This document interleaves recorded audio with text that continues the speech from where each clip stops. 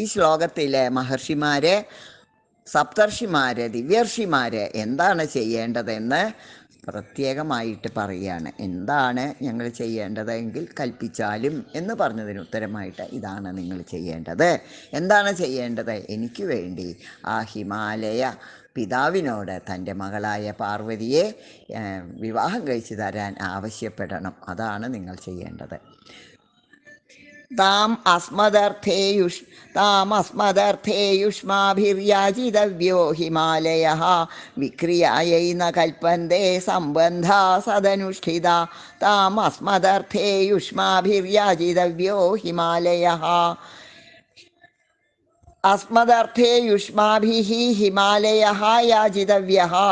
അസ്മദർത്ഥേ നമുക്ക് വേണ്ടിയിട്ട്, അതായത് എനിക്ക് വേണ്ടിയിട്ട്, യുഷ്മാഭിഹി നിങ്ങളാൽ, താം പാർവതീം ഹിമാലയഃ യാചിതവ്യഃ ഹിമാലയം യാചിക്കപ്പെടേണ്ടതാണ് എന്ന് പറഞ്ഞാൽ നിങ്ങൾ എനിക്ക് വേണ്ടിയിട്ട് ആ ഹിമാലയത്തിനോട് ചെന്ന് പാർവതിയെ യാചിക്കേണ്ടതാണ്, ചോദിക്കേണ്ടതാണ്. എന്താണ് കാര്യം? എന്തുകൊണ്ടാണ് നിങ്ങൾ പോകണമെന്ന് ഞാൻ ഇങ്ങനെ ആഗ്രഹിക്കുന്നത്? വിക്രിയായൈ ന കൽപ്പന്തേ സംബന്ധാഃ സദനുഷ്ഠിതാഃ. സദനുഷ്ഠിതാഃ സംബന്ധാഃ വിക്രിയായൈ ന കൽപ്പന്തേ. സദനുഷ്ഠിതാഃ സത്തുക്കളാൽ അനുഷ്ഠിക്കപ്പെട്ട, സംബന്ധാഃ സദ്ഭിഹി അനുഷ്ഠിതാഃ സത്തുക്കളാൽ അനുഷ്ഠിക്കപ്പെട്ട, സംബന്ധാഃ ബന്ധങ്ങൾ, വിവാഹബന്ധങ്ങൾ, വിക്രിയായൈ ന കൽപ്പന്തേ വിക്രിയയ്ക്കായിക്കൊണ്ട് ഭവിക്കുന്നില്ല. എന്ന് വെച്ചാൽ വിപരീതമായി ഭവിക്കുന്നില്ല, അബദ്ധത്തിൽ ചെന്ന് കലാശിക്കുകയില്ല. ഈ വിവാഹം പോലെയുള്ള വളരെ വിശേഷപ്പെട്ട കാര്യങ്ങളിൽ ഇടപെടുന്ന ആൾക്കാരും അതുപോലെ വിശേഷജ്ഞാനമുള്ളവരായിരുന്നാൽ അങ്ങനെയുള്ള ബന്ധങ്ങൾ വിപരീതമായി കലാശിക്കുകയില്ല എന്നാണ് ഇതിൻ്റെ. വിക്രിയായൈ ന കൽപ്പന്തേ സംബന്ധാഃ സദനുഷ്ഠിതാഃ. അസ്മദർത്ഥേ യുഷ്മാഭിः ഹിമാലയഃ യാചിതവ്യഃ. സദനുഷ്ഠിതാഃ സംബന്ധാഃ വിക്രിയായൈ ന കൽപ്പന്തേ. വളരെ ലളിതമായിട്ടുള്ള ശ്ലോകം. എനിക്ക് വേണ്ടി നിങ്ങൾ ആ ഹിമാലയ മഹാരാജാവിനോട്, മഹാപർവ്വത മഹാരാജാവിനോട് ചെന്ന് പാർവതിയെ ആവശ്യപ്പെടണം. എൻ്റെ പത്നിയായിട്ട് പാർവതിയെ ആവശ്യപ്പെടണം. നിങ്ങൾ തന്നെ ചെന്ന് ആവശ്യപ്പെടണം എന്നുള്ളതിന് എന്താണ് ഞാൻ നിർബന്ധം പിടിക്കുന്നതെന്ന് വെച്ചാൽ, സദനുഷ്ഠിതാഃ സദ്ഭിഹി അനുഷ്ഠിതാഃ സജ്ജനങ്ങൾ അനുഷ്ഠിച്ച സംബന്ധങ്ങൾ, സജ്ജനങ്ങൾ വഴി ഉണ്ടായ സംബന്ധങ്ങൾ. ഇവിടെ വിവാഹമാകാം, അല്ലെങ്കിൽ വേറെ ഉള്ള കാര്യങ്ങളും ആകാം. രാമായണത്തിലെ സുഗ്രീവനായിട്ട് സന്ധി ചെയ്യാൻ അതൊക്കെ സജ്ജനങ്ങൾ വഴിക്കാണ്, വളരെ വിശേഷപ്പെട്ട ആൾക്കാർ വഴിക്കാണ് രാമന് അതിനൊക്കെയുള്ള പ്രചോദനം കിട്ടിയത്, അത് പ്രേരിപ്പിക്കപ്പെട്ടതെല്ലാം. അപ്പോൾ അങ്ങനെ സദ്ഭിഹി അനുഷ്ഠിതാഃ സദനുഷ്ഠിതാഃ സംബന്ധാഃ വിക്രിയായൈ ന കൽപ്പതേ വിക്രിയയ്ക്കായി ഭവിക്കുന്നില്ല, അബദ്ധത്തിൽ ചെന്ന് കലാശിക്കുകയില്ല, വിപരീതമായി തീരുകയില്ല അവയുടെ ഫലം. അതുകൊണ്ട് എനിക്ക് നിങ്ങൾ ചെന്ന് പറഞ്ഞ് പാർവതിയെ ആ പർവ്വതത്തിനോട്, ആ മഹാശ്രേഷ്ഠനായ പർവ്വതത്തിനോട് നിങ്ങൾ തന്നെ ചെന്ന് ആവശ്യപ്പെടണം. ദേവരൂപിയായ ഈ ഹിമാലയ പർവ്വതത്തിന് ദേവതാരൂപമുണ്ട്, ഈ സാധാരണ നമുക്ക് കാണുന്ന രൂപമുണ്ട്. അപ്പോൾ ആ ദേവതാരൂപിയായ ഹിമാലയത്തിനോട് ചെന്ന്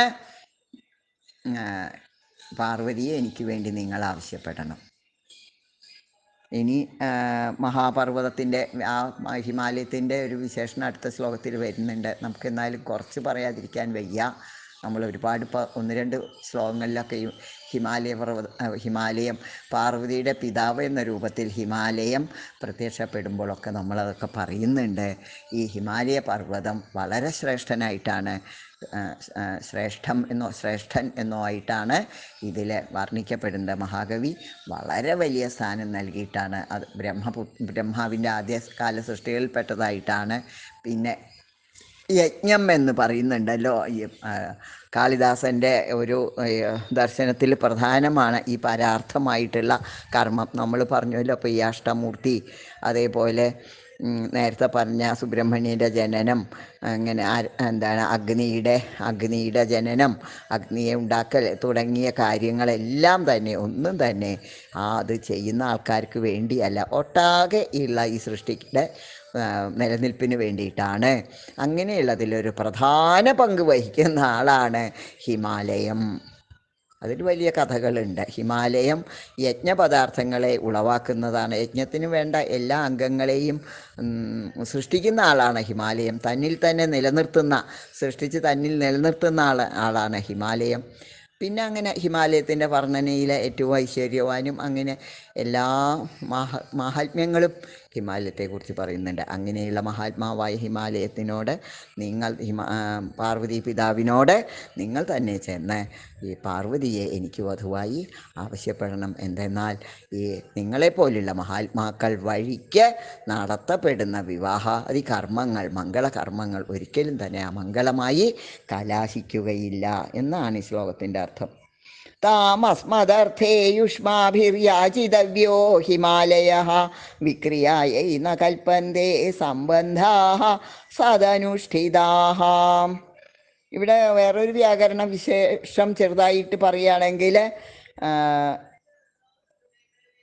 യുഷ്മാഭിഹി പാർവതീം ഹിമാലയഃ യാചിതവ്യഃ. നിങ്ങൾ കേട്ടിട്ടുണ്ടാവും 2 കർമ്മങ്ങൾ, ദ്വികർമ്മക്രിയ എന്നൊക്കെ പറയുമല്ലോ. അപ്പോൾ യാചിതവ്യഃ, യാചിക്കപ്പെടണം. യാചിക്കപ്പെടുക എന്നുള്ളതിന് 2 കർമ്മമുണ്ട്. എന്താണ് യാചിക്കുന്നത്, എന്തിനെയാണ് യാചിക്കുന്നത്, ആരോടാണ് യാചിക്കുന്നത്, ഇത് 2 കർമ്മമായിട്ടാണ് വരിക. അപ്പോൾ ഇതിലെ പാർവതിയെയാണ് യാചിക്കേണ്ടത്. അതുകൊണ്ട് പാർവതീം എന്ന് പ്രധാന കർമ്മത്തെ ദ്വിതീയ വിഭക്തിയിൽ പറഞ്ഞു. പിന്നെ ആരോടാണ് യാചിക്കേണ്ടത് എന്നുള്ളതും സംസ്കൃതത്തിൽ ഇങ്ങനെ കർമ്മമായിട്ടാണ് വരിക. അപ്പോൾ അത് പ്രഥമാവിഭക്തിയിലാണ്. ഇവിടെ തവ്യപ്രത്യയം ചേർത്തിട്ട് ഒരു പ്രത്യേക തരത്തിലാണ്, ഒരു വിശേഷ രൂപത്തിലാണ് പറഞ്ഞിരിക്കുന്നത്. അപ്പോൾ യുഷ്മാഭിഹി പാർവതീം ഹിമാലയഃ യാചിതവ്യഃ. നമ്മളുണ്ടല്ലോ, പശുവിനെ കറക്കുന്നു, പാൽ കറക്കുന്നു എന്നൊക്കെയുള്ള, അവിടെ നിങ്ങൾ ദ്വികർമ്മക്രിയകളൊക്കെ പഠിച്ചിട്ടുണ്ടാവും. അതുപോലെ ഇവിടെയും പ്രധാന ക്രിയയും പ്രധാന കർമ്മവും അപ്രധാന കർമ്മവും അതാണ്. ഇതിൽ പ്രധാന കർമ്മം പാർവതിയും അപ്രധാന കർമ്മം ഹിമാലയവും. അപ്പോൾ പാർവതീം ഹിമാലയഃ യാചിതവ്യഃ എന്നായിട്ടാണ് ഇവിടെ പ്രയോഗിച്ചിരിക്കുന്നത്.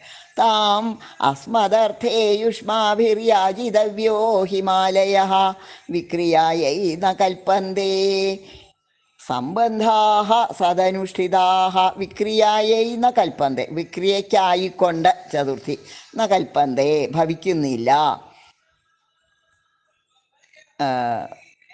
സംബന്ധാഃ സംബന്ധങ്ങൾ, നല്ല ബന്ധങ്ങൾ, ശക്തമായ ബന്ധങ്ങൾ. എങ്ങനെയുള്ളത്, അനുഷ്ഠിത, സദ്ഭിഹി അനുഷ്ഠിത, സത്തുക്കൾ അനുഷ്ഠിച്ച അവരുടെ ഏർപ്പാടിൽ നടത്തപ്പെട്ട സംബന്ധങ്ങൾ വിക്രിയയ്ക്കായിക്കൊണ്ട് ഭവിക്കുന്നില്ല, വിപരീതമായിട്ട് ഭവിക്കുന്നില്ല. അതുകൊണ്ട് നിങ്ങൾ തന്നെ ചെന്ന് ആ മഹാത്മാവായ പാർവതി പിതാവിനോട് അദ്ദേഹത്തിൻ്റെ അരുമയായ പുത്രിയെ എൻ്റെ വധുവായിട്ട് നിങ്ങൾ തന്നെ ചെന്ന് യാചിക്കണം. അതാണ് നിങ്ങളിൽ നിന്ന് ഞാനിപ്പോൾ ആഗ്രഹിക്കുന്നത് എന്ന് ഭഗവാൻ പറയുന്നു. താമസ്മദർത്ഥേ യുഷ്മാഭിര്യാചിതവ്യോ ഹിമാലയഃ വിക്രിയായൈ ന കൽപ്പന്തേ സംബന്ധാഃ സദനുഷ്ഠിതാഃ.